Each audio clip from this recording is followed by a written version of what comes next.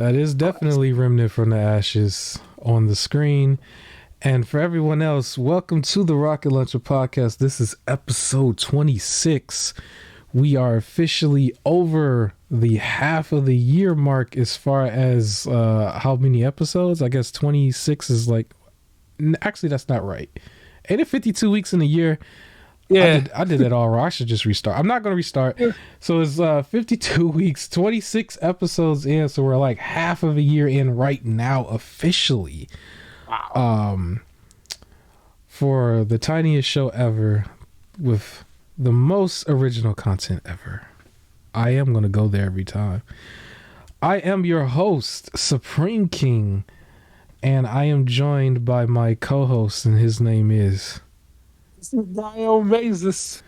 It's the robot Omazes because he kind of botted out for a second, but he is still here, guys. He is good. Is it still botting? No, I think you're better now. Okay. It just kind of did it for a split second. Remnant from the Ashes on the screen. You guys are gonna see that. You guys are gonna see some, I think, Outriders, and the Hue was picked. And so you're gonna see a whole bunch of that on the screen. We're going to jump right in it with the Callisto protocol, but we're also going to talk about a Pokemon update later on, a Cyberpunk update later on, Mercedes-Benz update later on, and Game Pass, and then a whole bunch of movies and TV shows that might involve narcotics. But anyway, I also got some Gotham Knights for you all, like I promised, so we'll talk about that too. Oh yes, he might have a full review or something. I don't know. We'll see what we got. But the first thing is to talk about the game that I am not ready for yet that finally launched, Callisto Protocol. I'm still in my backlog. I'm actually still playing God of War Ragnarok. And I also have a Callisto Protocol video as of this recording that's going to drop in about 35 minutes. But Callisto Protocol came out. A lot of people I saw like do their let's play of it, I guess, right away. Like the gamers and the frauds. Like it seemed like everybody was on it. And right away. Yeah. I'm excited for it to release. It's just I did see also that it had some hiccups, and it looked like it was so far mostly on the PC side. But, I mean, every game is going to have that, day one patch or another patch. It just seems to be an ongoing thing with just games in general. I was a little disappointed to see that this one had the same kind of issue, but it's every game at this point. It's every game. But, yeah, I did not get it yet. I am still trying to work through God of War Ragnarok. I'm like really taking my time with it. All the roll your boat stuff. And yeah, so it came out. So one of the things I noticed for Callisto is they announced that they have like a 6-month plan. So starting in February, they're finally going to release New Game Plus in hardcore mode. And then after that, there's going to be like a bunch of just extra gear and stuff popping up, and then more story content in 2023. So I kind of want to get this when everything's in there and ready to go, so I can just get lost in the whole thing and not have to come back to it for some new stuff. I kind of feel the same way. I was a little disappointed when I first heard about it, because when they first started announcing all this stuff was before the game came out. So naturally my brain basically says, why is it not just a part of the actual game? Yeah. So, yeah, I think I have in my notes, everybody, to go check your phone at some point. And I'm still going to do that for everything else. But I forgot that there is one thing that I have to check for Callisto Protocol right now, since we're talking about it. Because the developers put out a tweet, I guess, which was roughly about 24 hours ago. Excuse me. And then it reminded me of Returnal, because I remember they did this with Returnal, at least the Returnal developers. But basically, Callisto Protocol's developers says, We're aware that some users are experiencing stuttering issues on the PC.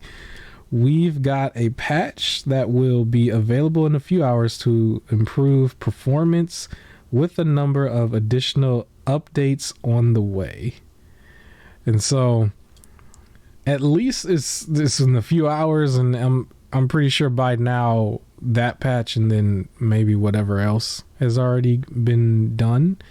Yeah. And then by the time I actually get to it, which might actually be at the start of next year, it will be better. Because then, like, the other issue that we had was the differentiating price, I guess. And from what I've seen with Black Friday, I saw that a lot of games started to drop in price way more than the previous year. And I would imagine that with a game like this, it might actually do the same thing anyway. Because the Sonic game dropped immediately. Like, that game is new. Gotham Knights is new. Surprising. Yeah, and those two games are new. A couple other games that came out. The only thing that didn't drop was obviously God of War. But Callisto is fully multiplayer, so I expect it to start doing the same kind of thing.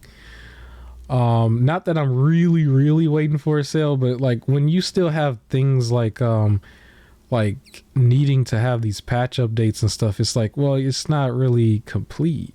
You know, the season pass announcement and the extra content is it's not really complete. The one thing I didn't like was that I'm not sure if you were aware of this, but a part of the season pass, I believe, they have it where it will include new player death animations, I guess. And it's like, that was some of the thing that was like, it was starting to get popular about, because it was like some really crazy gory animations. And so I guess they just decided, well, either we'll hold off some of them or we'll create some new ones that are like specifically for the season pass. And in my head, I'm like, well, that should be just in the game. It should be. I imagine those are going to line up though with the new story content that's supposed to be coming out next year. The 2023, or maybe something to add in when they finally add in a new game plus or the hardcore mode. Maybe you get new death animation from doing it on like the second playthrough or something like that to make it a little bit different from the first. Yeah. Which talk about that, and then I know there's a game that we can come like back to if we need to talk about it, but the topics kind of line up with what I'm talking about. So Sonic Frontiers also did a content roadmap for the next year as well, and very similar. They're just going to be adding stuff too, right? And for both of these games, I'm used to games like having a content roadmap, and like there are certain games where it's like, no, come back and visit it. To me, that works better for games that have like multiple ways to play, like Outer Worlds and things like that, where there's like different styles to play, or Elden Ring or things like that, where you could like try and think different things. Yeah. Some of the times though, to me, it's a little weird. Like I expect the game to have the hardest difficulty be in the game. Like they said, New Game Plus and hardcore mode for Callisto. I expect maybe unless they're really trying to do some new stuff, or they have to do some balancing for New Game Plus, because you're going to start with all of your good gear. So they have to make sure the enemy types are harder.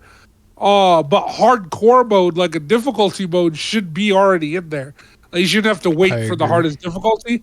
Yeah. And Sonic Frontiers, where they're going to be getting new characters coming in soon during Update 3. We can play as Tails, Amy, and Knuckles. Or some of these new races, new challenges. Like, those I get. But, like, two of the first things that they announced were the jukebox and photo mode. And I feel like at this point, games should launch with those.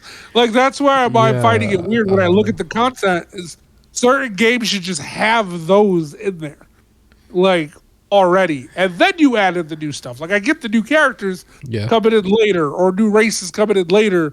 Or, like I said, if they are really doing some balancing stuff for New Game Plus, so they want to introduce that a little bit later, I get it. But, like, hard difficulty, photo, those should be in there already.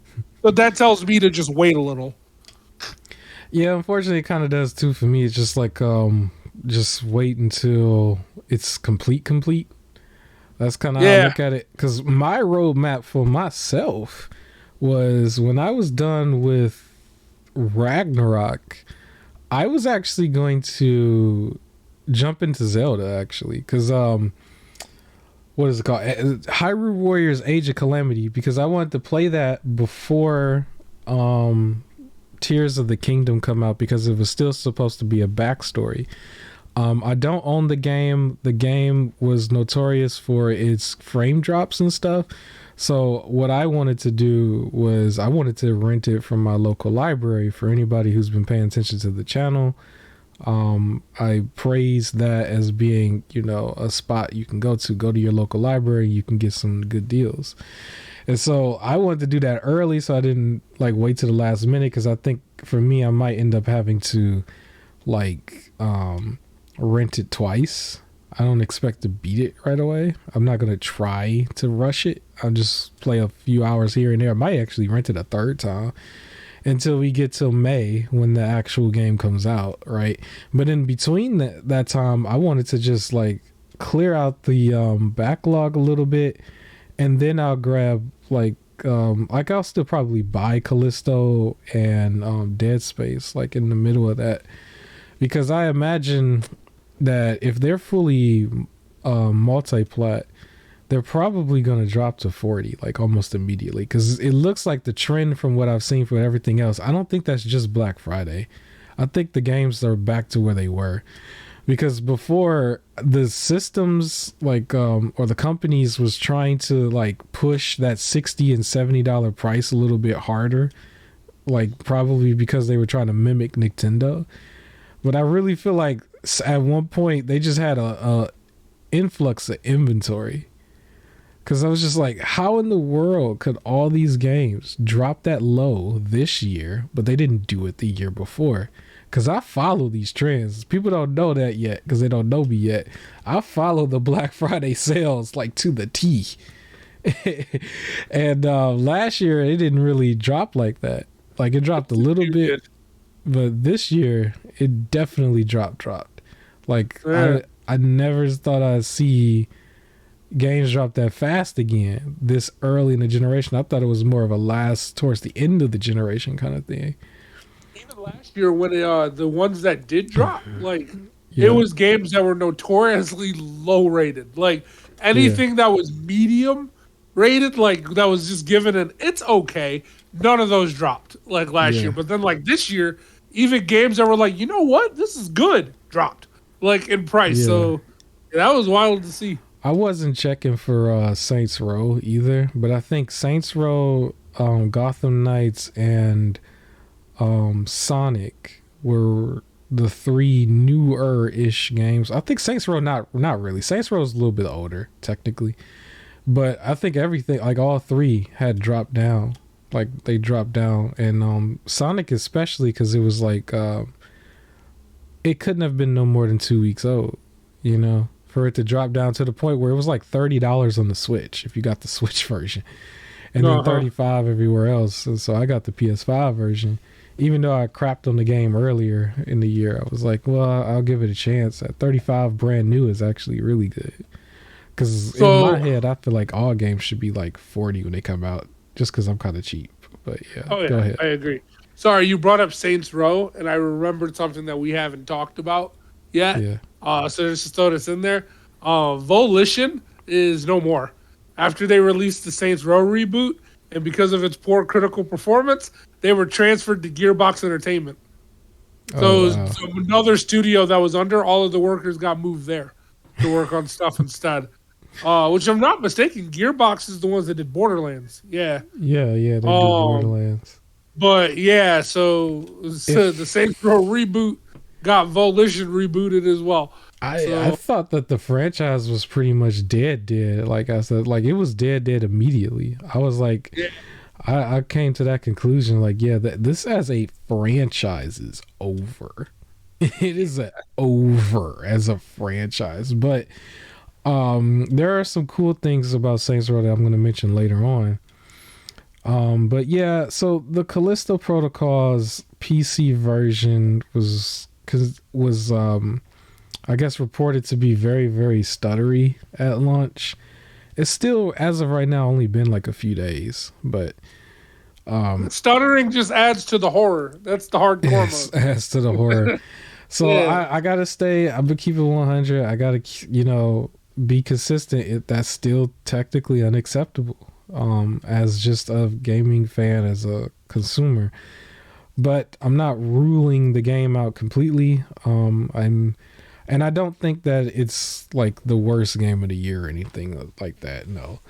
So yeah, I'm still gonna play it. Obviously, it was in my top 5. It's technically gonna remain in the top 5 until I actually buy it, because of So yeah, it's not the worst game in the year. But we can move on from Callisto to the actual worst game of the year. So we're gonna have a Pokemon update. Excuse you, sir. Excuse you. So yeah, we got some updates on Pokemon Scarlet and Nexus. Got some, not Nexus. Did I say Scarlet Nexus? My bad. You sure did. My bad. That Shout game out I to still Scarlet want to Nexus. try. I have Yeah, it. You know what? Scarlet Nexus was like $7 at its lowest on Black Friday. That was also something that I thought I'd never see. That was $7 brand new. It was crazy. I still had bought it, but I put it in the drawer. I haven't gotten to it yet. It's like the infinitely long backlog. But yeah, it dropped to $7 brand new, Scarlet Nexus. Okay. So that was an interesting one to see. But no, Scarlet and Violet is what I'm actually trying to say.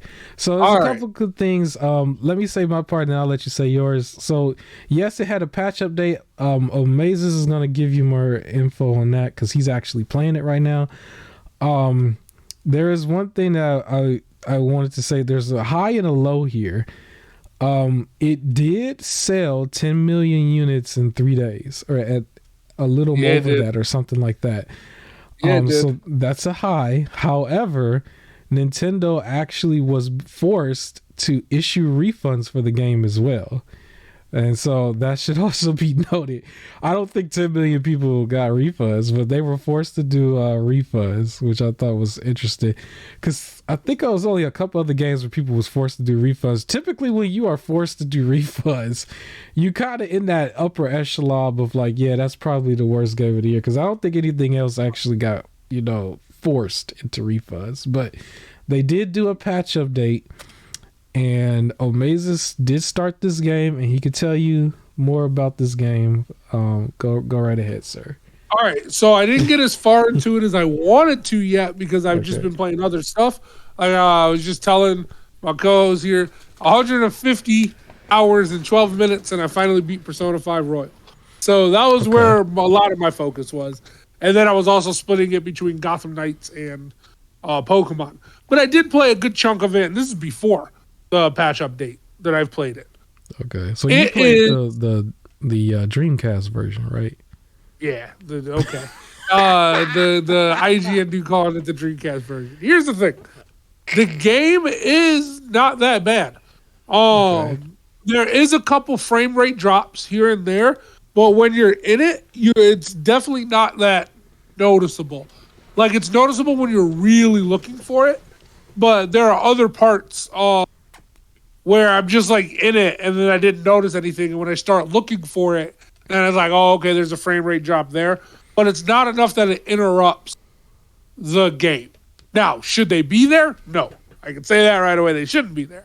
However, it doesn't interrupt the Pokemon game, right, that you're playing.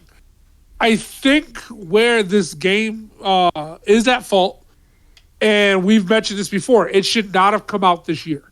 It should have came out next year. Mm-hmm. There's a lot of cosmetic stuff that they did differently. So I could say my biggest issue with all the comparisons is everybody was comparing it to things that they shouldn't compare it to, like Monster Hunter and all this other stuff, right? Which stylistically, they're not even the same thing. And it would look really bad if Monster Hunter started looking like Pokemon, because it's already at a graphically higher level. And it's not something that Pokemon goes for. I compared it to Sword and Shield. and I will say Sword and Shield ran smoother than this one, but there's a lot more cosmetic things that where I do think some of it is the system hardware that's holding it back. Now the game does run a little bit better when you put it in docked versus handheld, but to me it's still not as much of a difference. Some of the new mechanics, the open world, being able to kind of go where you want, and like they pretty much like the Pokemon. You have your Pokemon gym, you have your check these these little like side quest stuff that they do, and then you have the enemy team. Rather than making it all one giant linear story, those are your three main things. There's always like a random side quest, the enemy, and the gym, and you get to tackle them in any order that you want, in any way that you want. So I could like do the gyms out of order and just go play all of the gyms. I could do each one at a time. I could focus on just the enemies at a time. So they broke it up to where you get to follow whatever path you want, which I think is nice. It's you get to focus on where you want to focus on things, which is cool. I think the Switch can't keep up with everything this game was trying to do. And I do think an extra year in planning, like it's like they planned for all the stuff they wanted to do, but they didn't optimize it for the system that it was going to be on. So I don't know where to place that blame for. I do think an extra year and making sure everything ran smoother for the hardware capabilities would have been the better option. So like when you register a Pokemon and everything, it's a little like graphic, like little video sort of thing. I noticed that because I chose Sprigatito, the grass cat, as my starter, and when I went to go battle a Pokemon that was kind of in the water, a giant floaty appeared for my cat to sit on because my cat can't stand on water. Right? So it's like they were trying to do little things to make it like slightly more realistic into how you would be able to battle in certain situations. Flying Pokemon stay in the air. So the game has to balance them being in the air with the other one being on the ground. And things like that, but it seems like the system can't keep up with everything it's trying to do. So there is that issue. Besides that, though, everything else about it is your normal run-of-the-mill Pokemon game. So if you're a fan of Pokemon games, this is going to feel like another Pokemon game. With the added benefit of if there's a side quest you don't really like, you just don't have to do it. You can go do other stuff instead. And it won't hinder anything. So I really like that. A lot of the glitchy stuff, I didn't get any glitches at all in my playthrough so far. I have not gotten any glitches at all, and it seems like a lot of the glitches come from when you're playing the multiplayer part. It seems like all of the eye stuff and all of the weird stuff happens when you bring in another person and you're using the Nintendo Switch Online system. Okay. And I'm not doing that with anybody else right now. So I haven't gotten any glitches from them. But overall, I'm enjoying my experience for the game. It's good. It's a normal Pokemon. I saw an interesting thing on Twitter. Apparently somebody hacked it to get a 60 frames mode on, I guess, a PC version. And it was like way smoother and stuff, and that like sparked a little conversation about it, and it was interesting to see because it was still a little janky, but it was like smoother when you're like in the world. Yeah.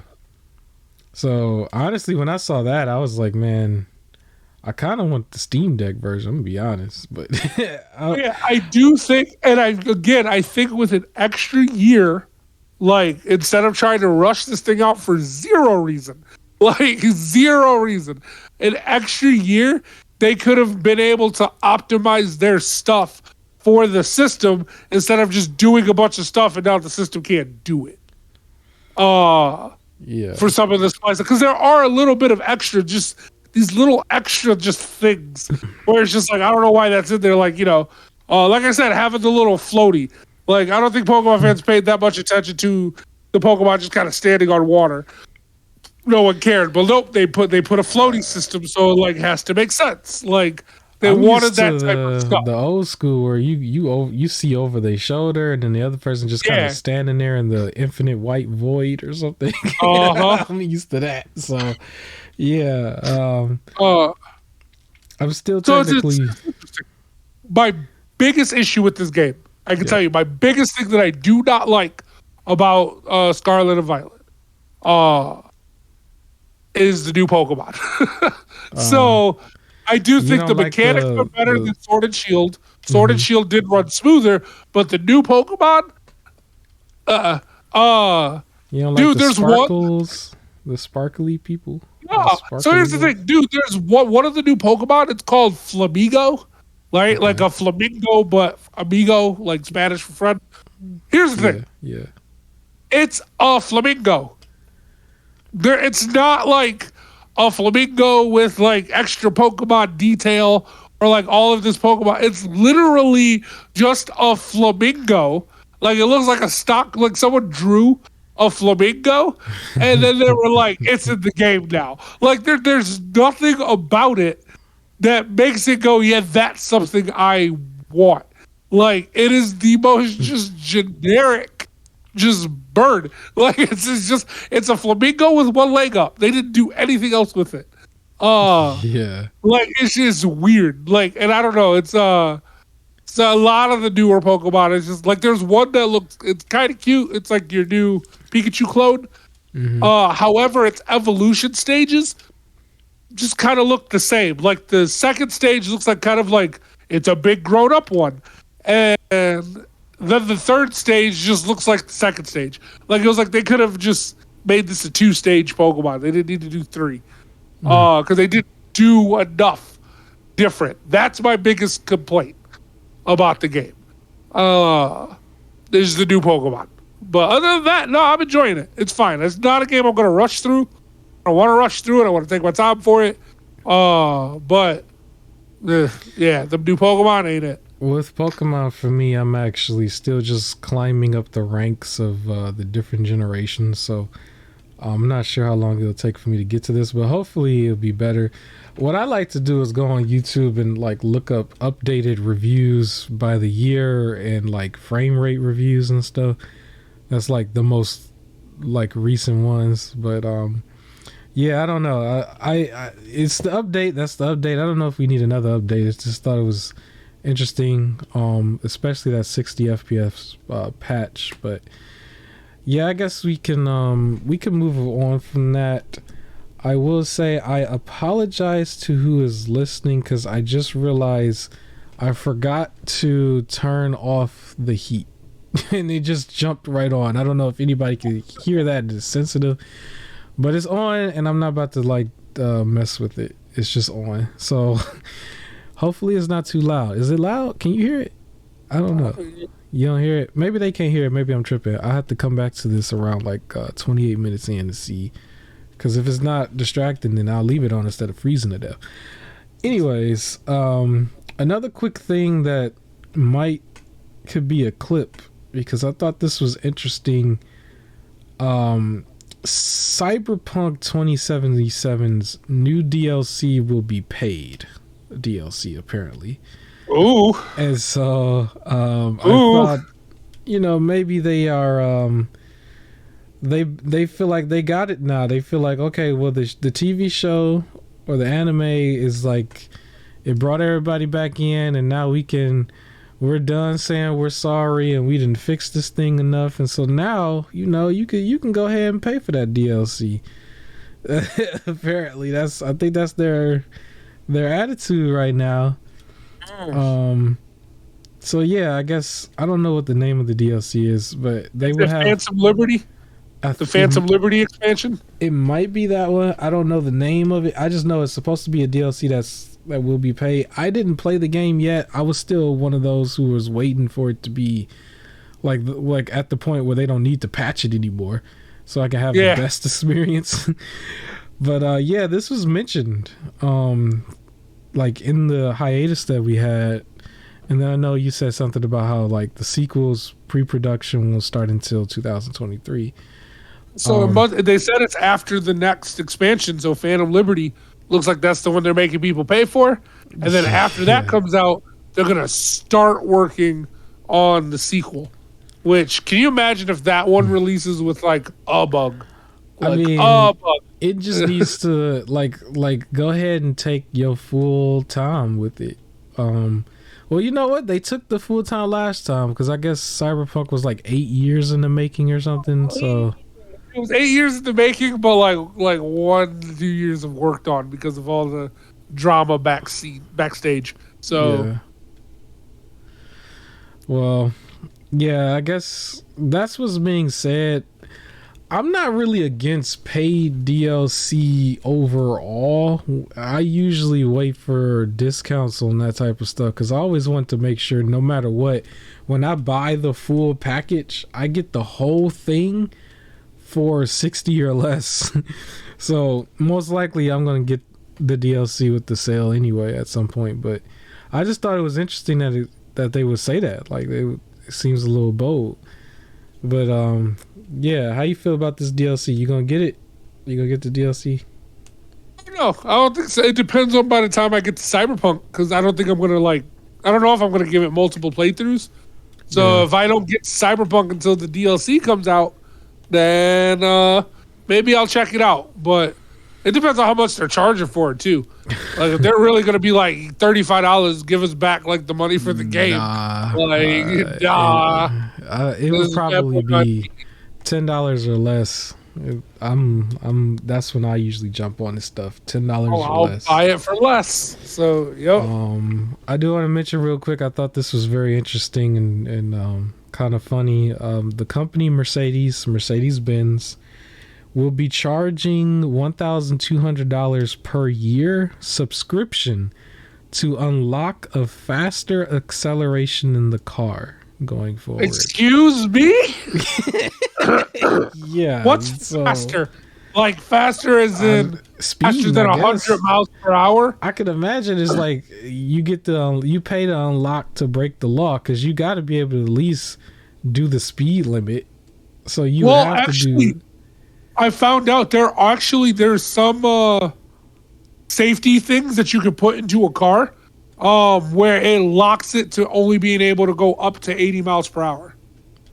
Yeah, I know. I remember people were doing that to kids and stuff, but yeah, because that could be the lock that they're putting in here.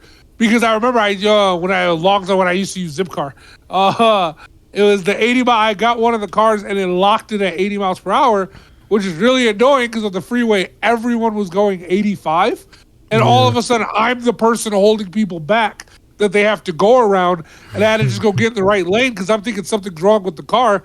And it kept saying, like, if you want to go faster, like, you need the parental key.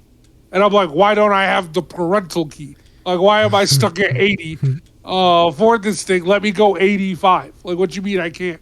So that could be it, where they lock them at 80. Well, the subscription, I don't know what it breaks down to, but it was saying they were charging $1,200 a year. So $100 a month. To go fast. You already bought. Yeah. So that's kind of crazy. Was Mercedes the one that was trying to charge you for heat warmers? Yeah, I think they were the ones. I think they were the ones who were doing like the subscription model for pretty much everything in the car, basically. Oh my God. So now they're doing that, and so I never had a Mercedes. I have no intentions on actually getting a Mercedes if this is their attitude. Woo. But yeah, so yeah, the subscription thing is spilled over into other categories, real life. Hopefully this is the only car or the only franchise, I guess, that does this and nobody else tries to adopt it. I got a regular old car, but I'm not going to be paying nothing. I will be sitting there. I'll have the caution lights on if I have to, because I'm not about to pay you extra just to be able to drive. Like, I'm going to sit there in the slow lane because apparently I didn't pay my subscription to actually go the speed limit. And I'll tell the cop too when I get pulled over. I'll be like, listen, you got to pay me if you want me to go the speed limit. Something about that just comes off illegal, but I don't know. It does. They could just do it. Caution lights and AC, those things are paid DLC. You got to buy those one-time fee, and then you get those, and then everything else is subscription based. Yeah. So, all right. So we're gonna move on. This might actually be a faster podcast because we kind of moved past the bigger topics. And there's one other thing that I was gonna give some praise to. So I stopped doing the PS Plus like little videos, I guess, but I know they did an update for this month or next month that's going to be a couple games I had already bought. So one of them was Biomutant, and I think the other one was what is it called? I don't know if you can bring it up. Is Biomutant was one of them, and you didn't buy that yet, right? And that was something I did not. And I kept saying I think it's going to be a PS Plus game. Okay, I got it on Xbox Series X, and you did beat this month. It's already December. Mass Effect, the Legendary Edition, and that too. DKO, Divine Knockout. Yeah, Divine Knockout. I don't know anything about. I gotta go look that up. But at least the other two games I had already had. But I wasn't really upset about it, even though I didn't play neither one yet. But I bought them both on Xbox. And so at least for me, I have the ability to play them both on, I can technically double dip, I guess. But you didn't buy you bought Mass Effect though, right? Did you buy that one?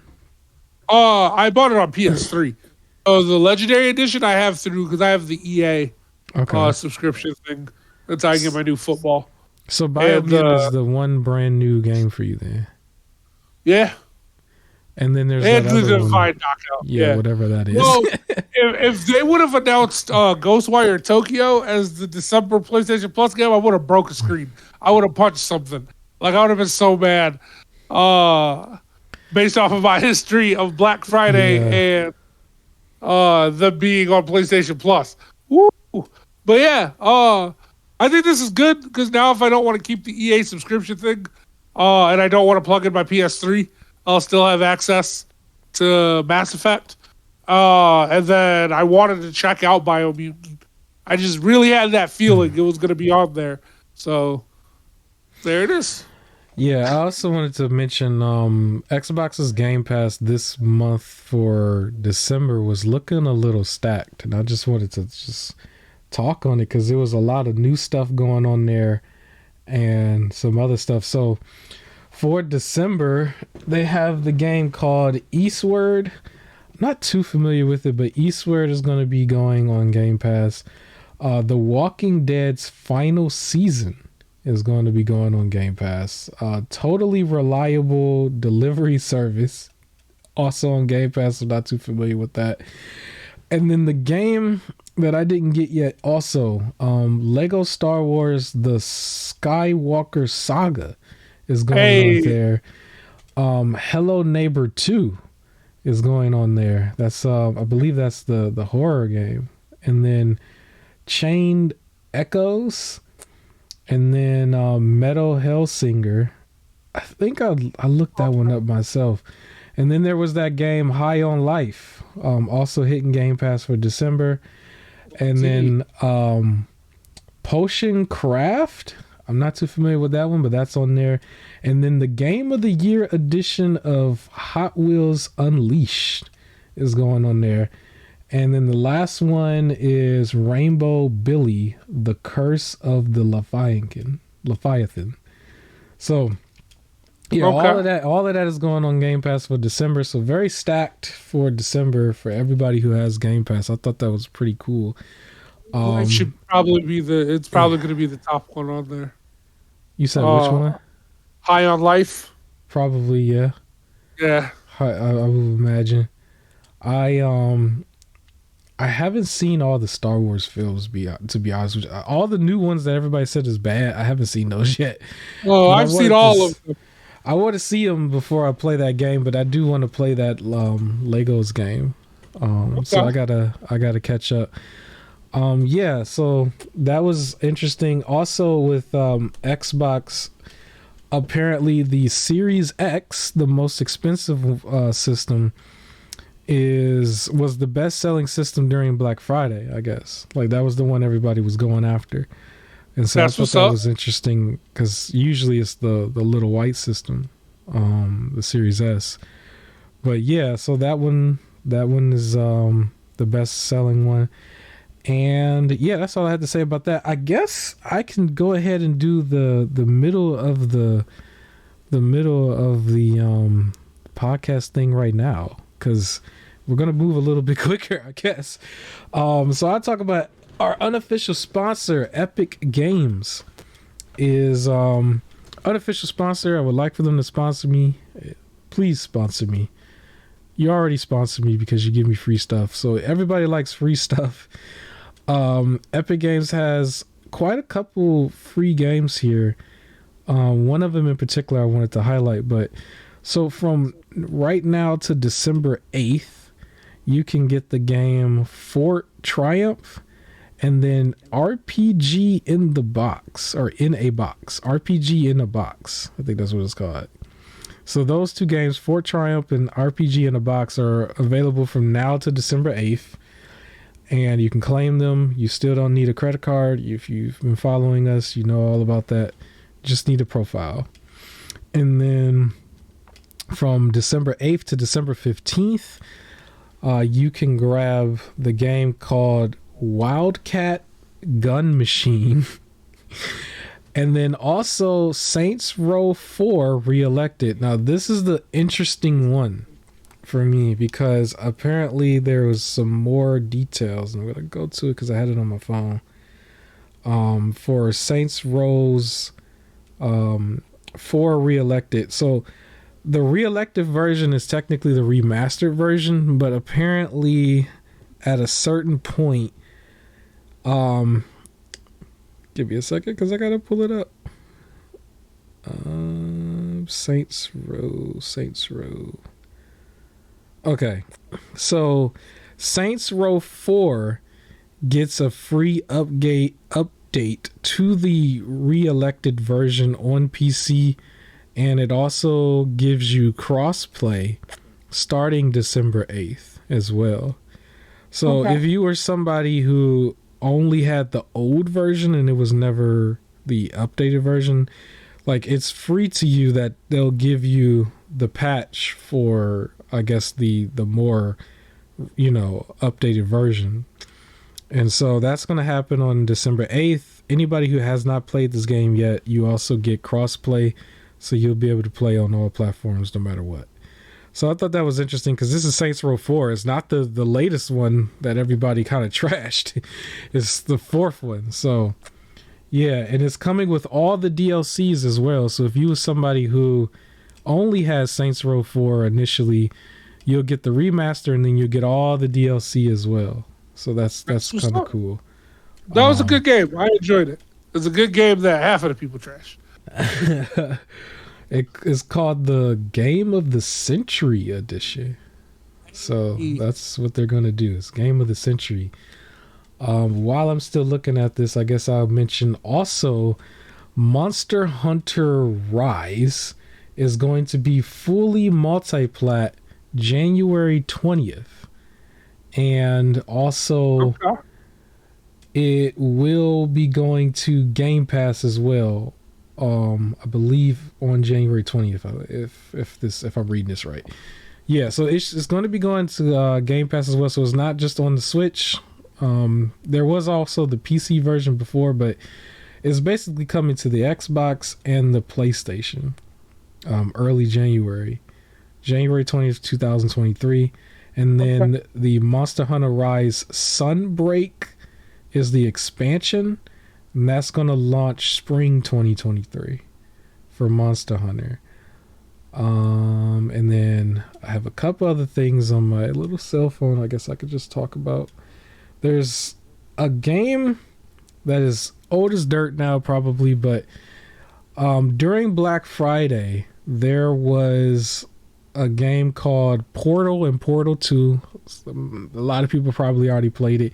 It was bundled together for like $1.50 or something. Yeah. And so very, very cheap, but the game is kind of old. But apparently Portal is going to get, like, both games are going to get a patch update on December 8th for anybody who does have the PC version, where it's supporting ray tracing from the developers. So it's going to have updated graphics. I have some graphics that I could probably, let me go ahead and share it to you. Well, I probably should have shared it a long time ago, but that's okay. So that old game is getting updated graphics, and it's going to have ray tracing, and that's going to be released on December 8th. So anybody who plays that game, like, after that, like, you will get those patch updates, and the game will be basically brand new.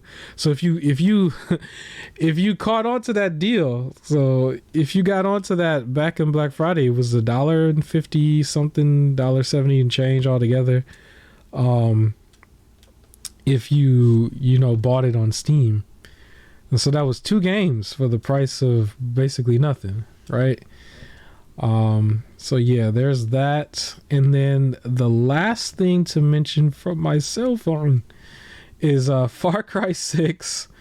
A very interesting update. There's going to be a new, like, expansion or DLC that's going to be called basically Far Cry 6 Lost Between Worlds, where they go fully sci-fi in here, where that's coming December 6th, and it's going to cost $19.99, and it's a whole new chapter going past the original game, focusing on the girl. If you chose to, like, be the girl character, it focuses on her, and it's a fully sci-fi-ish adventure. I think this might be the first time we've seen that with, like, Far Cry. Okay. And so yeah, that comes December 6th. It was $19.99, so that's an interesting expansion. I don't think it's going to involve my man's from Breaking Bad at all. I think it's completely new. They added something, so I guess that's what they did all throughout this past year, and they're just, like, coming out with that. So that's interesting. Yeah, so I think that's all of my updates from my phone, and I did do all of that. So yeah, we're actually moving a little too fast. I still got a lot to talk about, so it's okay. Yeah, so go ahead and give us you got a lot of updates for Dead by Daylight. Why don't you talk to us about it? So let's talk about Dead by Daylight. So a couple things. One, the Bone Chill event that some people didn't like, some people did. So it's their Christmas themed event that they do. Will be coming this year as well. Okay. And basically the idea is, like, things are, like, winter themed, and, like, there's, like, Christmas ornaments on the different hooks, and, like, Christmas themed generators and lockers and things like that. And then there's, like, snowmen that survivors can get inside and move around, and they move a little bit slower, but they get all this extra stuff for being the snowmen.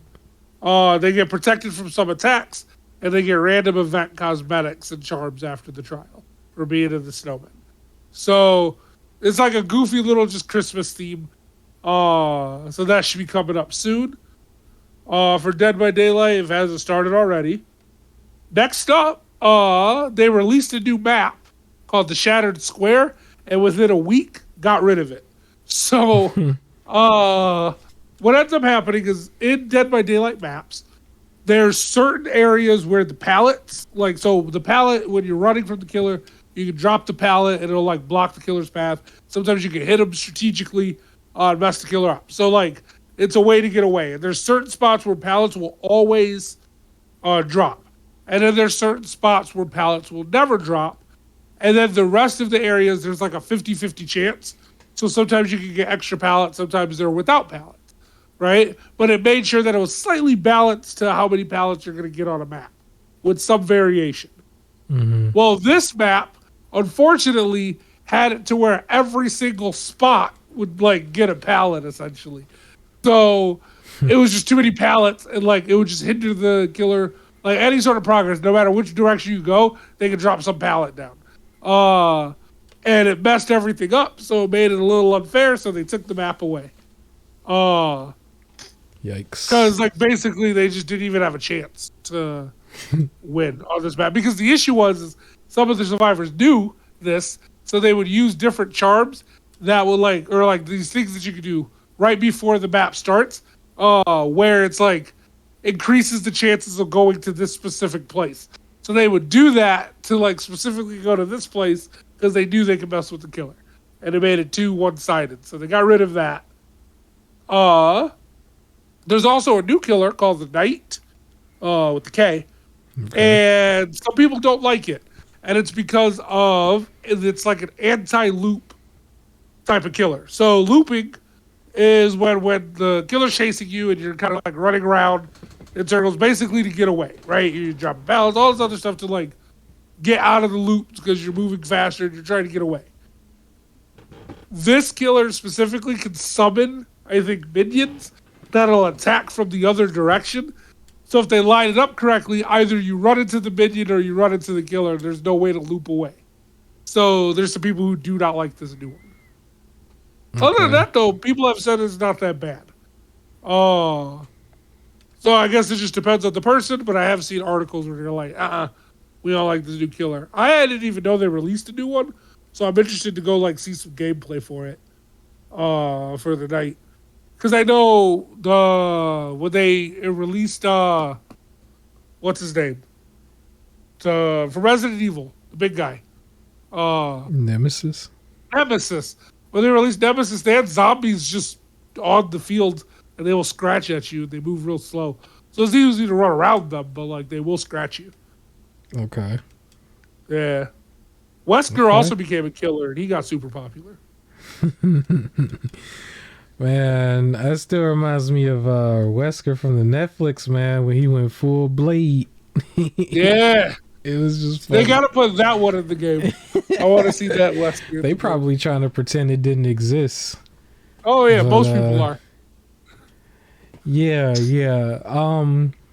That reminds me, I'm still keeping an eye out for the Silent Hill game and Resident Evil 4's remake.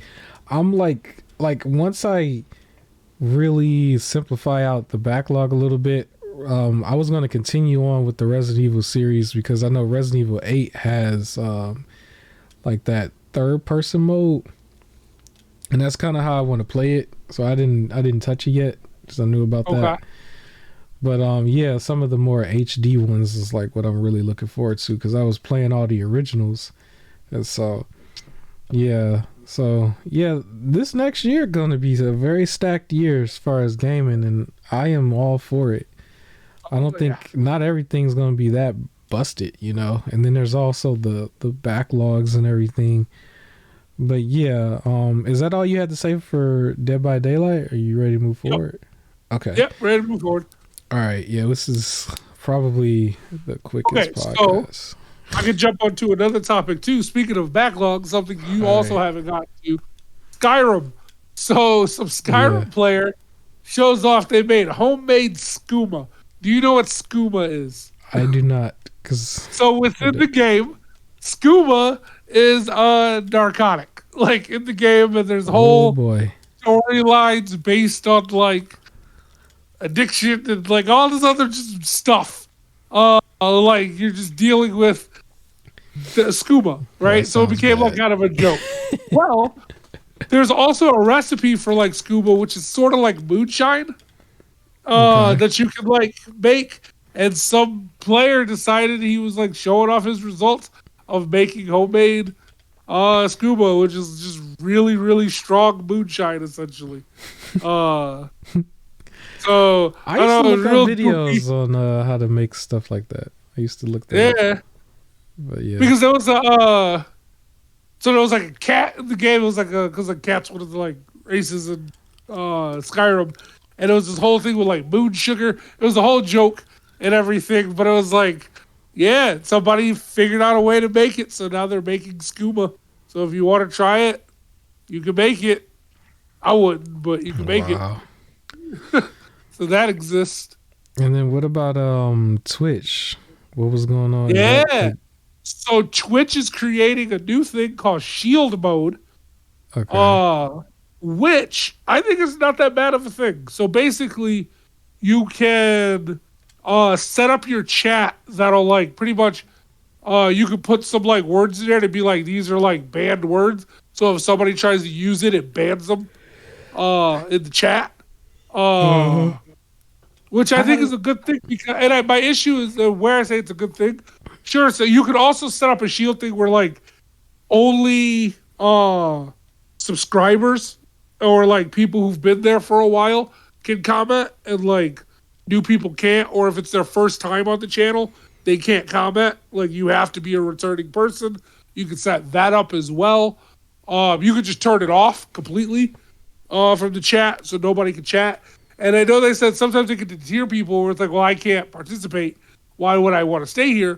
Mm-hmm. But at the same time, when the person streaming can get in trouble because somebody else wants to be horrible in the chat, that's what I don't like. Yeah. Where it's like, if it's that person in the chat, if they got banned for saying whatever they wanted to say, then it's better. But I don't like the idea that you have to pay attention to your chat. And if someone else is being a jerk, you get in trouble. It should have never been like that because, like, if it was really that bad, then it should auto ban across the board. And it shouldn't even have anything to do with any individual. Because you still trying to play the game or whatever. And then, you have like a smaller channel where they might not have like a whole bunch of screens going on. Like sometimes I watch people that I know personally and they don't got they got to minimize sometime and look back and stuff. So yeah, it's not their fault. Like you'll be able to, with like a click of a button, shield mode on, shield mode off. So you can keep it open, and then if you notice somebody's starting to become horrible, just quickly turn it on, and then the chat, like nothing else will post, and you can figure out who that is and kick them out if you want. Because no posting, or you turn it into like only followers can post, or only can post, or you have to be a verified person with a phone and an email, like in Twitch, like you have to have a full-on account I've seen that. to post. But they're introducing that now, and I like it. Yeah, I don't know how much of that benefits the bigger channels because usually the bigger ones always have their like a lot of moderators and stuff. But it'll help the moderators like figure stuff out if they can also just turn on this. Like if it's getting out of control and they can't really find the person, quickly like do that to block chat for a second, get this person out of there, and then turn it back. That's so crazy, dog. That's crazy because I'm just like whenever I go, I just want to see the game. Like I don't even like why people. I guess people. I guess because I never had that issue ever. Like what? Like nobody's. I don't think I've ever been banned from any of those chats. Like any of that. Like I wouldn't do that. Like I don't understand why people do that. I haven't been banned from Twitch chats. I have been banned from like chat room stuff way back in the day. For my early high school days. So everybody, my co-host is a part of the problem. And it wasn't, I also wasn't saying that type of stuff. Okay. I got banned for very, very silly stuff.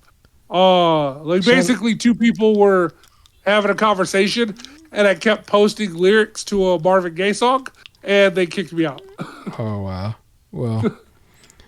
to be fair, I've had my fair share of social media bans, but anyways, sometimes you gotta, drop a pipe bomb every now and then, And speaking of dropping a pipe bomb, nice transition. CM Punk, we all love CM Punk and all of his ways. He apparently will still be in Fight Forever, which is going to be the AEW's version of a wrestling game. I am actually very excited about their game. I haven't really been following it, but I want to play their game and experience it, and I might actually... I think that might be a day one purchase for me. Just because I haven't been playing wrestling games for a while, and I would like to see like a truly new wrestling game. Like that will really be a truly new wrestling game. It's not you take a year off to fix it kind of thing. You come back, it's a different one. It's like no. It's like it's really going to be a new one. So I would like to see how they do it. the biggest deal for me is still going to be the creative player, because I'm still going to create everyone that's been like blackballed from every organization. I want to play them all. So I'm hoping you can still do that. I'm hoping that it's not a big issue with the licensing music. So most likely I would probably, like, by the time this comes out and everything, I might actually get the PC version, because I don't want to have no problems. I want to be able to have the mods where I got all the old people, all the music, all the Titantrons, and I want to play that. You know what I mean? I get you. Yeah. But I guess he will still officially be in the game. What's the details? What other details do we know about it? When they were showing off the newer stuff for the game, he was no longer on the cover. So people were wondering if he's going to be in there. And they finally confirmed, nope, he's still in the game. He's just not on the cover. So if you want to continue the feud with him and Kenny Omega, you can. You can get your own conclusion out of it. But he will still be in the game. They're not going to remove him. I wonder how much of that's going to still be the case if they have to keep doing, like, let's say pushbacks. Like, we got to push it back another year or something. Hopefully they don't, but... If you have to push it back, then he could, like, be removed. Yeah. But, like, I know there's a lot, apparently, with, like, taking him out of the code. And if they have a story mode, we don't know how involved in the story mode he was going to be. So it might be too much to just remove. His Pepsi tattoo probably won't be in the game. But then if you get the PC version, somebody can put it back. So that's... It might be in the game because Tony Khan got money. Okay. Right? They owed a lot of money. They got money. They could probably strike a deal. I wouldn't be surprised if his football team already has a deal with Pepsi and it's like, all right, let us use this real quick. So. Okay. Well, I'm looking forward to the game for the game itself, because I'm still going to put back, other people that everybody probably don't like no more for various reasons. It's just like I can separate it because it's just a game for me, and I want to play with all rosters. I'm talking Hogan era, Stone Cold era, Rock era, John Cena era, Boo Hogan. All of them. I want to play all the people, and hopefully I can fit them all on like the PC version with no problem, with like a gazillion mods, because that's the version I would be looking for. But yeah. So I guess we could move along from that, and I think this might be. Do you have more gaming topics? Because I'm going to jump to Nintendo. This might be the last Nintendo one. If you want to talk about Nintendo last, I still have Gotham Knights and some other DC stuff. Yeah, go ahead and talk to us about Gotham Knights, because you were going to do a review, if I remember correctly. Yes. Yeah. So, before that, really quick, let's talk about it. So, somebody was asking questions to James Gunn, and they asked a hard-hitting question of, let's see, I want to pull it up here. Are there plans for games to be connected to the DC universe as well? Like, because that's what they're calling the DCU, right? Okay. And they already said that like TV shows would tie into the movies as well. Like they want it to be one overall universe. So then somebody was like, are the games going to tie in? And James Gunn replied, yes. That was it. That's all he said. So now people are trying to figure out what does that mean with the games tying in. And I know some people were worried because they're like, does that mean, for example, you won't understand what's happening in this movie because you didn't go play the video game for it because you're not a gamer? Or do you need to see this movie before you're able to play this game? Or things like that. That would be silly. I don't think it's going to be that deep. When Star Wars was first like taken by Disney, they were just like, everything's canon. It's kind of how they put it. And of course, not everything is canon, because then things wouldn't make sense. There's a lot of issues there. But the idea is supposed to be basically nothing's going to be its own off-right story. Like, you can take what you want to take. What I think it really means for this stuff is going to be, like, less backstory, certain stories. Like, we don't need a full Harley Quinn backstory for a game because you already saw her in the movie. Right? So we'll probably do some, like, whatever happened for, like, the movies, for some of these stories, and for the games, if they're just thrown in there, it's there. Or maybe occasionally a movie will drop an Easter egg where it references the game, but it doesn't mean anything if you didn't play the game. It's fine. So, that's where I think they're going with it. We'll see. I'm interested to see what they mean by that. Do you think they're going to bring back movie games? No, I hope not. I don't even think they're able to, not to really badmouth developers. But honestly, I don't think that they're at that level anymore where they can whip that type of game up that fast. I'm actually, I gotta go there. From everything we've seen with so many other like the developers of X, Y, and Z, I don't think that they're at that level. I don't think they can do that. So yeah, I know that somebody might feel like disrespected by it, but it's like I don't think, even though that was like considered the worst game, it's just like I don't remember those games being like super buggy and broken at launch kind of thing. Even though they had to be complete, yeah.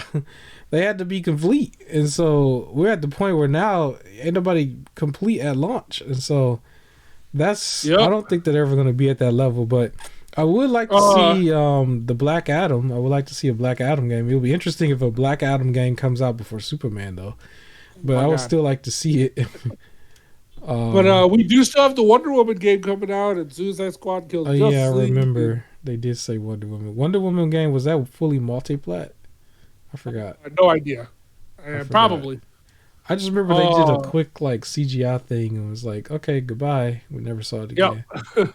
So I heard news is going to be coming out for it soon. It might be at the Game Awards, where they talk about it. Yeah. A little more.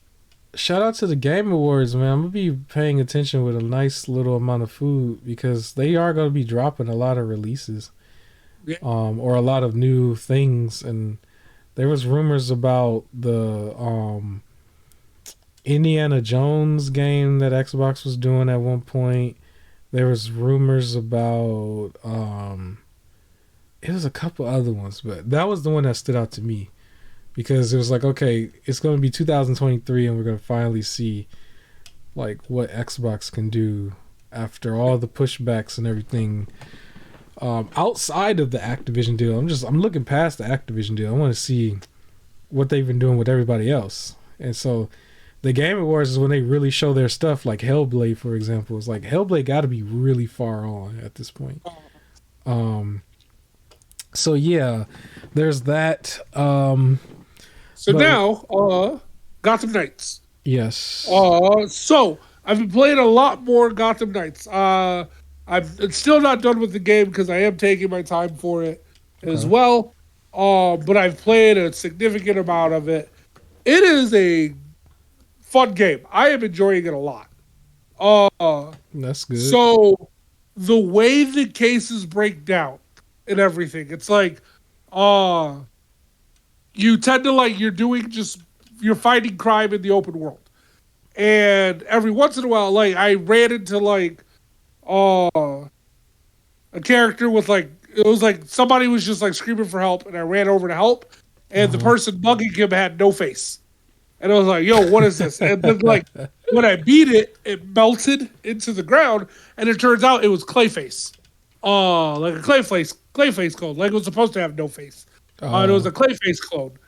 And then all of a sudden I had to start investigating, looking for Clayface stuff to figure out where he is and then eventually track him down, go fight him a little bit. And then it's like he ran off.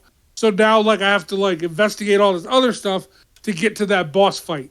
In the meantime, I had to stop Mr. Freeze and do some other like side quests involving him, and like he hired this like criminal organization to help him.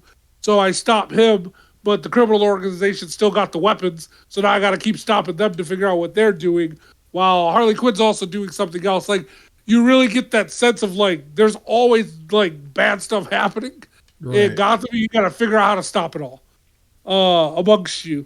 And there's the overall main, of course, story with the Court of Owls going on that you're figuring out as well. And it's nice. You're kind of like picking how you want to do stuff at your own pace. The leveling like kind of forces you to like you can't just like run through all of Mr. Freeze and ignore everything else and that's it. So like once you start getting the later Mr. Freeze stuff, it's like, you're probably going to want to be a higher level before you start tackling this stuff. So it forces you, all right, let me go pay attention to some of these other crimes as well. Okay. So it's not linear. It's relatively like slightly linear where it's like this is what you got to do, but you still tackle them in the order that you want. You could just go out into the open world and just keep stopping crimes over and over until you level up and stick to one person's story, and then it makes all the other stuff easier. Like I was ignoring the Court of Owls stuff, so now it's like everything that I'm doing for the Court of Owls, it's like suggested level like 11 through 15, and I'm level 20 because I wasn't paying attention to the Court of Owls thing because I was doing all of the other side quest stuff. So in random crimes, certain enemies will level up with you. For story-based stuff, they're kind of where they are, so you can make certain missions a little bit easier to do. I actually find it interesting for some of the gear. They have like elemental stats. So, for example, if you're fighting the Mr. Freeze henchman, it's better to have on a suit that blocks ice damage while also dealing out fire damage. But then if your best weapon is an ice weapon, it's like, well, I don't want to use that against ice enemies because they're not going to take that much damage because they're all iced and everything. And then you got the fire damage for other people and different type of damages that you're trying to like manage. So it's like, let me have all of these suits ready to go, and then whatever type of enemy I'm going to have to tackle, hopefully I can switch suits in time before I go fight them. But then if you don't know what type of enemy it is by the time you get there and you get spotted, you're stuck with what you got on. Figure it out. Like, figure out a way to take these people down. You can tackle different missions different ways. I found that, like, certain missions you really need to go with stealth. Other times I can just go and just start fighting and then, like, take everybody out and I'm okay. But then there was one mission where it was like, they're all attacking you at once. Like, I needed to take out at least half, do stealth means first and just take my time. Then I can fight the other ones. Because trying to just fight them all, I kept losing. Like, I died like 4 times. So, it's like it's a good game. It's if you like RPGs and you like superhero stuff, it is a nice mix between the two. So I think I really enjoy it. I think it's a great game. Okay. That's what's up. I've even gotten used to the fart jump. Oh my gosh.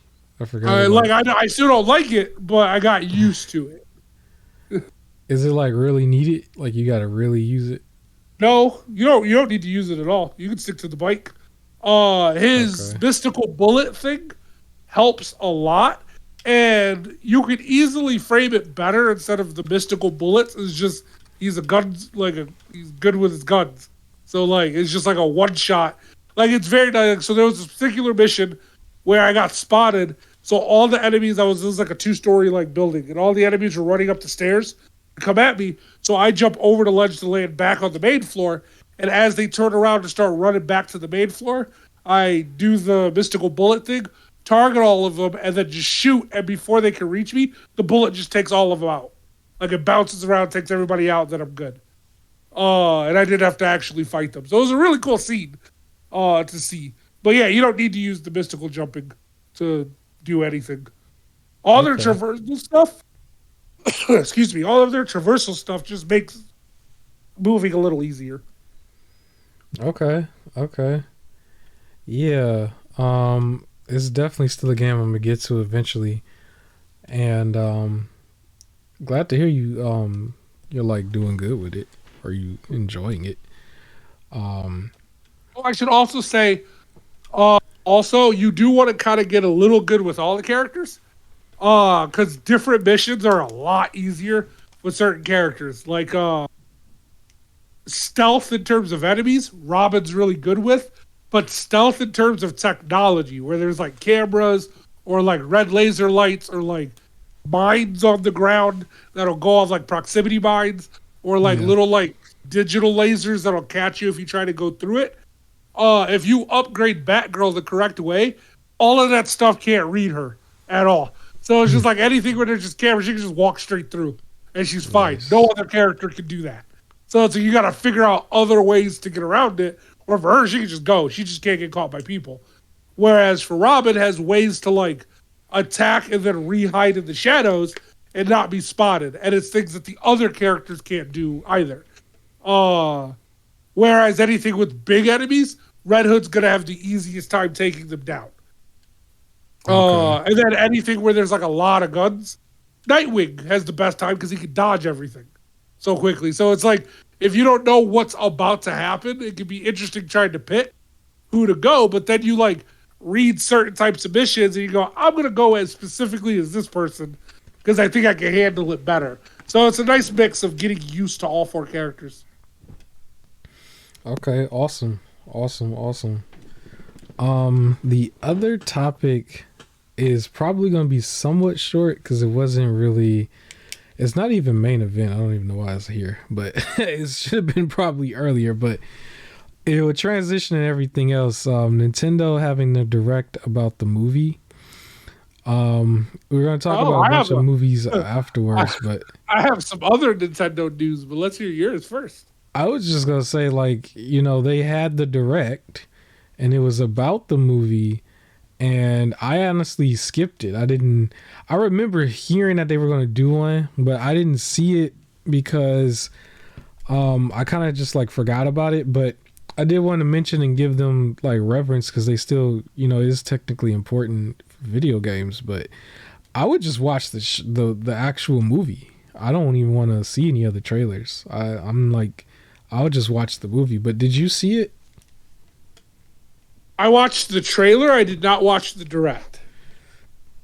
Yeah, I don't know how do you stretch a full direct out just to show a trailer anyway? Like you could just show the trailer because I know they probably was like, here's all the actors, because I know they did that the other time. They was like, here's all the actors who's gonna tell you something or say something. Yep. So I'm pretty sure they did something similar. And then there's some host that's going, wow, like that's amazing, and then like that's it. That was probably how they stretched it out. But I watched the trailer. I'm still not the biggest fan of the Mario voice. He talked a little more. Okay. Luigi talked. The difference, I think, because some people were like, if you don't like the Mario voice, how are you going to like the Luigi voice? I do think Charlie Day fits the character a little better. Okay. The Princess Peach one is fine. She's a little more like, I guess, normal than like weirdly just high pitch. It's fine. Like it's fine. And for the Mario one, it's less fine. But like I don't think it'll like be the sole reason. Like if like the movie's bad, it's not gonna be like it would have been good, but Mario. Like I don't think it'll be that. I think it'll be something when the movie comes out, you're gonna be able to get over it for the movie, but up until that point, it's just you're not gonna like it. Yeah. Yeah, I'm more just when it comes out, I'll just see it. Like I don't need to see any more trailers, so I just didn't watch. Yeah. Now the biggest trailer that did come out, I purposely ignored, but I kind of really do want to see. But Transformers: Rise of the Primal. Yeah, buddy. I'm a big fan of Transformers, but I want you to tell us about it because you saw it. I didn't. But yeah. I kind of gotta use the bathroom real quick though, so I'll be right back. But can you just tell me what about if I talk about the other thing, the Nintendo thing, instead? Okay, I'll do that. All right. So Nintendo decided to shut down a Smash World Tour. So there's of course a bunch of Smash tournaments, and one of the I guess slightly bigger ones, Smash World Tour, was coming up. And Nintendo sent them a letter for like a cease and desist sort of thing, and had their reasons why, for some like unlicensed stuff.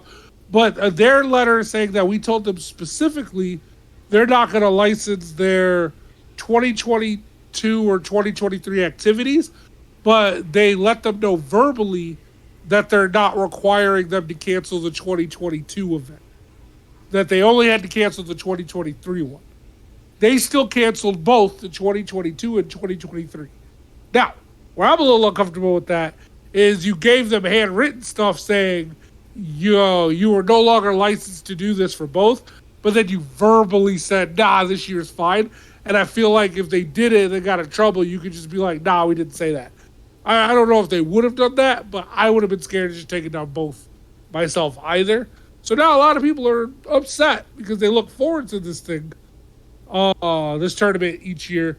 And last minute, it was canceled. Apparently, the tournament brings in a bunch of revenue that they're now all missing out on.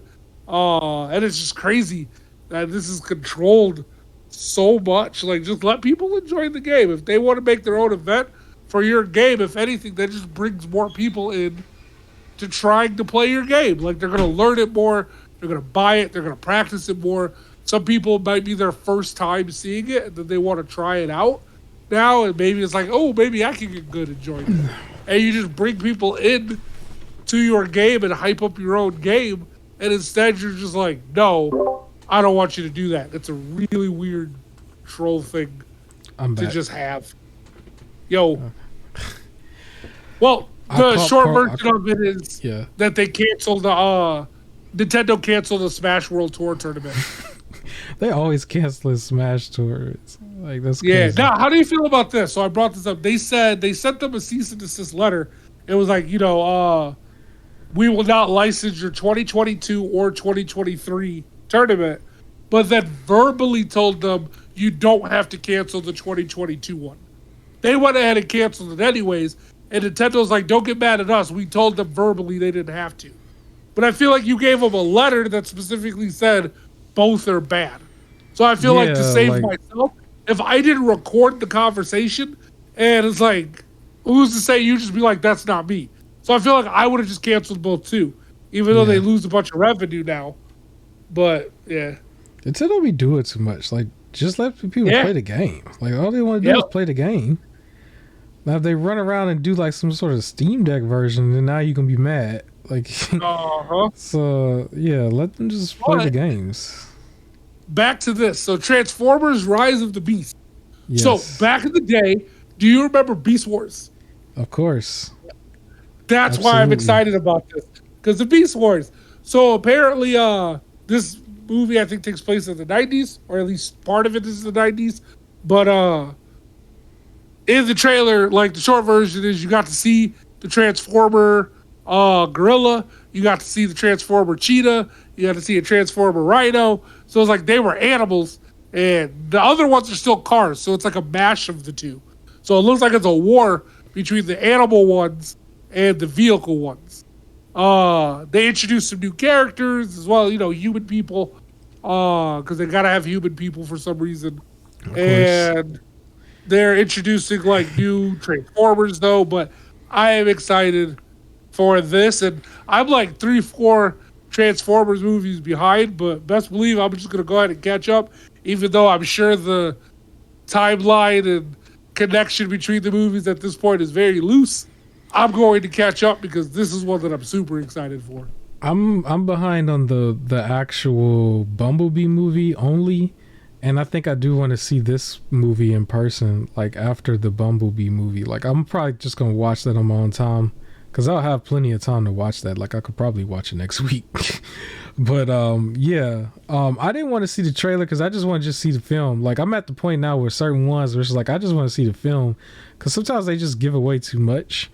I did see a few screenshots. I saw a few screenshots of the Super Mario movie as well, all the extras like characters. But yeah, for both of those, I just wanted to see the film. I did see the trailer for the Grinch horror movie though. The mean one. It was kind of silly, but it looked more like a horror film than the other one. But the other film that we're gonna talk about in a second. But yeah, I saw it, and it's interesting that they're gonna go there with that one coming off of, I guess, Winnie the Pooh. Yeah, so, that comes out in 6 days, and apparently, I think they said Peter Pan's next. Yeah, Peter Pan is next after this. They're just gonna be doing this with all of them. That's crazy. If the B one comes out in 6 days, I'm ready for it, dude. It looks funny, like it looks like funny horror. He's like all jokery and goofy, but like blood everywhere. So yeah. And then I guess I can mention The Flash is coming out in June. So not only that, so The Flash will be coming out in June. Shazam's coming out in March. Blue Beetle's coming out in August, and Aquaman and the Lost Kingdom is coming out next December. So there's 4 DC movies coming out next year. But as far as the Flash, though, is it still gonna have my man's in there or nah? Or is it still gonna have? Yep, he's still in there. He's still in there. Oh, bro, that's gonna be hilarious. He's still the main character. Yep, that's gonna be hilarious. What if it's like it becomes like a super smash hit, and it's like, oh man, we probably got to make another one. Because it said they don't know if James Wan and them will, or James Gunn, not Wan. If James Gunn and them will keep Ezra in the future, but they are still making this movie with Ezra. But yeah, if this is if they like play this role very, very well, and they got to keep Ezra, that would be hilarious. Yeah, it would be great.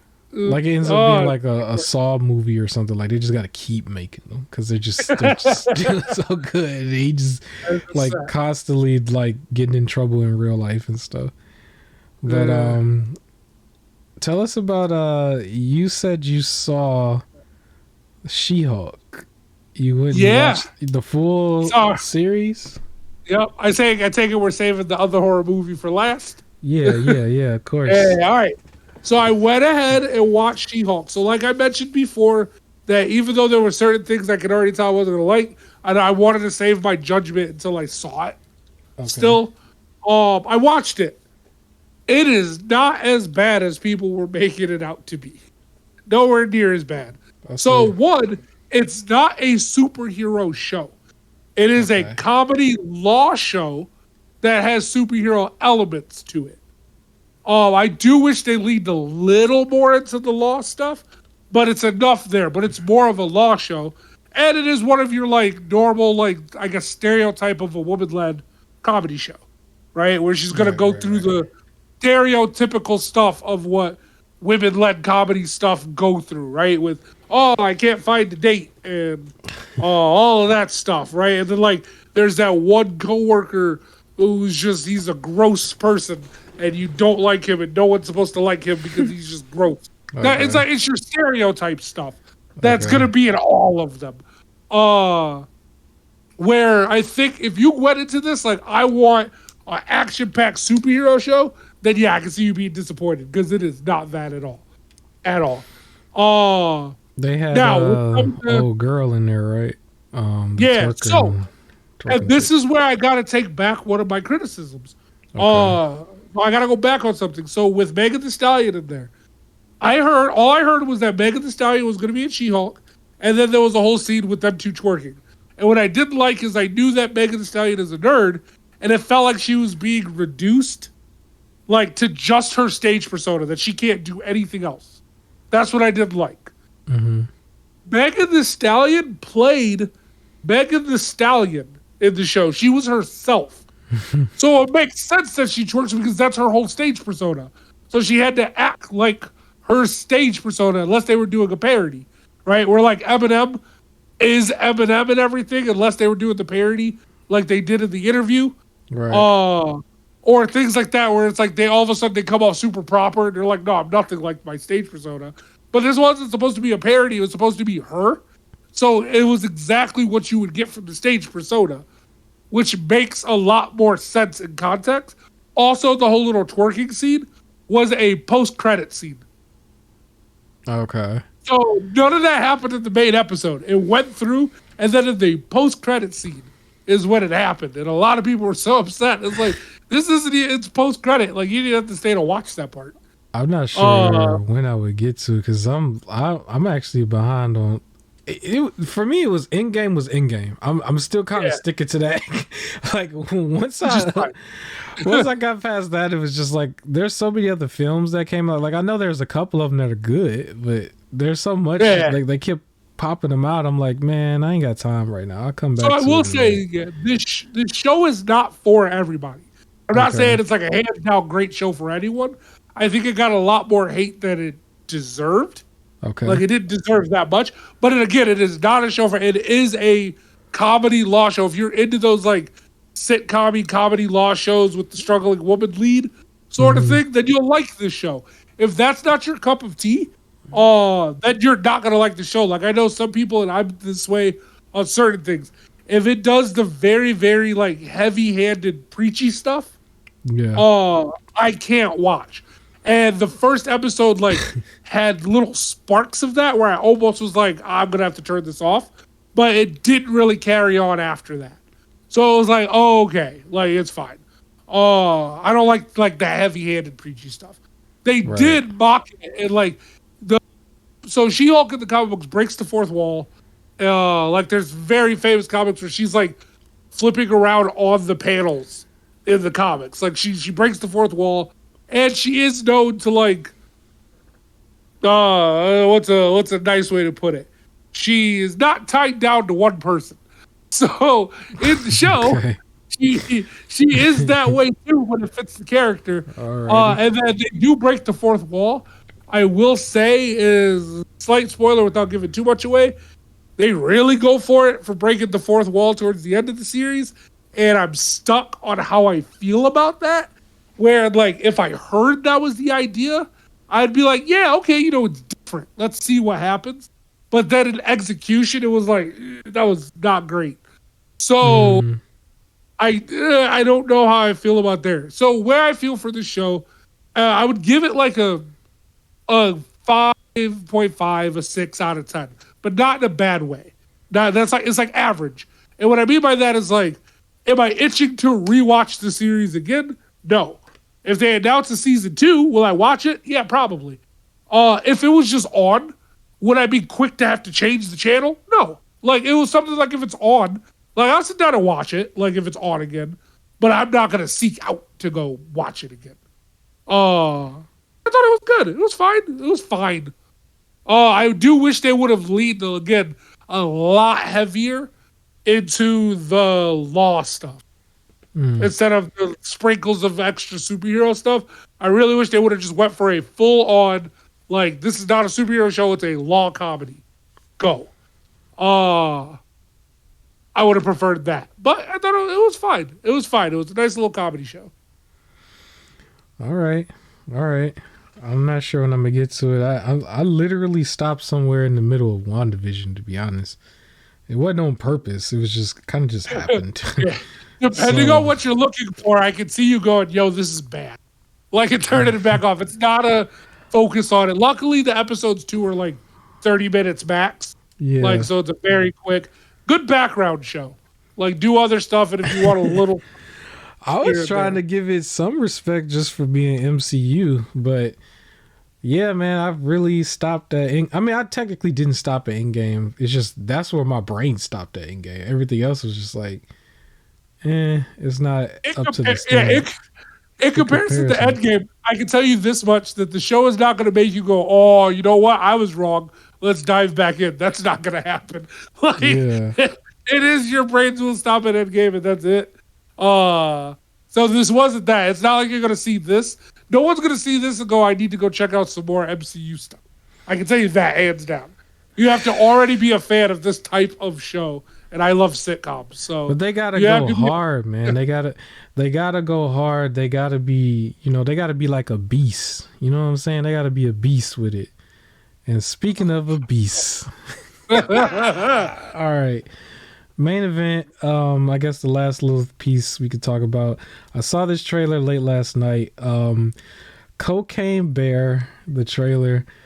This is definitely not a horror film. This is definitely a comedy. For the way it was presented, they're very aware of what they're doing.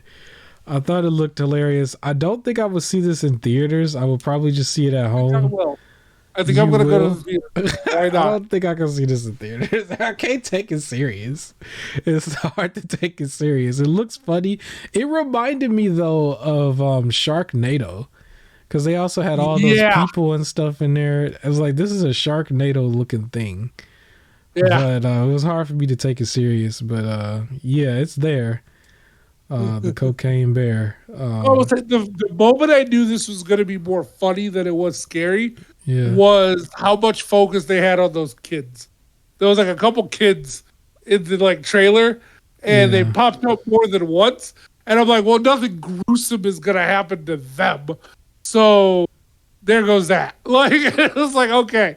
So then yeah, it definitely took the more comedic route, but I don't know if that's a bad thing. Like I feel like it could have went either way.